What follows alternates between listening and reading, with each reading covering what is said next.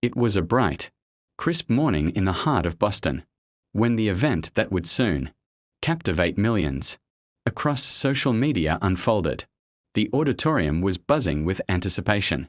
Among the crowd were literary enthusiasts, journalists, and everyday citizens who had come to witness a live debate between influential figures. On one side stood the celebrated author Stephen King, whose novels had terrified, enthralled, and inspired generations. On the other side was Ibrahim Traoré, a rising political figure known for his boldness, composure, and fearless public persona. No one anticipated the moment that would make headlines worldwide. The debate began with the usual formalities, introductions, polite nods, and the customary applause that followed public figures onto the stage.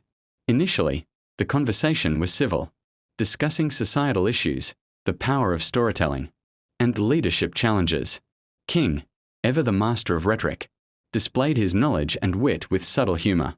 Traoré, equally poised, responded with intelligence and calm, demonstrating why he had become a respected voice in his community. However, as the discussion deepened, tensions began to simmer. King, sensing an opportunity to unsettle his counterpart, leaned forward slightly, a familiar glint of mischief in his eyes. "Ibrahim," he began, his tone measured but with a hint of provocation. "Sometimes it seems like you're a sore loser. You don't handle setbacks the way you should." The words hung in the air, heavy with expectation. A murmur ran through the audience. Cameras zoomed in, microphones leaned closer, and social media users instantly sensed the brewing confrontation. Traoré remained silent for a moment, his gaze steady on King. The silence was palpable, stretching longer than anyone expected. For a split second, the tension was almost unbearable. Then, with a composed, unwavering voice, Traoré replied, not with anger, but with precision and dignity. "Stephen," he began, "it is not about losing or winning. It is about integrity, about standing firm in your beliefs, and about learning from every encounter. Humility in defeat and courage in victory are not mutually exclusive. Perhaps you've mistaken confidence for arrogance, and courage for stubbornness." The audience exhaled collectively, their previous murmurs replaced by stunned silence. Cameras captured every subtle movement, King's raised eyebrows, a slight falter in his usual composure, and the way his confident posture momentarily wavered. Social media, where moments like this thrive, exploded. Clips of the exchange began circulating within minutes. Comments poured in, praising Traoré's eloquence, his calm under pressure, and his ability to turn an attempt at humiliation into a moment of respect and reflection. But Traoré didn't stop there. Sensing the opportunity to elevate the discussion beyond personal jabs, he continued, his voice resonating with clarity and sincerity. "We live in a world that thrives on quick judgments and superficial victories. Calling someone a sore loser may win a laugh in the moment, but it does not build understanding. True leadership, true influence, is measured not by the power to belittle, but by the ability to uplift and inspire. That is what I strive for, not to win arguments, but to foster dialogue and progress." By this point, the auditorium was fully engaged. Every eye was on Traoré, every ear hung on his words. The atmosphere had shifted entirely. What had begun as an attempt to embarrass had transformed into a lesson on composure, integrity, and the power of words. Even King, the master of storytelling and suspense, seemed momentarily unmoored, his usual confidence replaced by reflective contemplation. Journalists quickly recognized the significance of the moment. It was more than just a clash between two personalities. It was a demonstration of how calmness, clarity, and courage can disarm aggression and turn negativity into an opportunity for education. Traoré's response was widely shared across news outlets, podcasts, and social media platforms.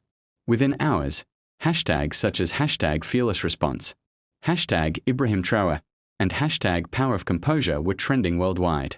Millions viewed the exchange, praising Traoré's poise and condemning the attempt at public humiliation. Interviews followed, with media analysts dissecting the exchange. They highlighted how Traoré's strategy was not to retaliate but to redirect, by reframing the moment from a personal attack to a universal lesson on leadership, respect, and humility. Traoré had not only defended himself but elevated the entire conversation. Experts pointed out that such moments are rare, especially in high-pressure environments, where ego and pride often dictate reactions. Traoré's calm and measured approach, they argued, was a masterclass in emotional intelligence.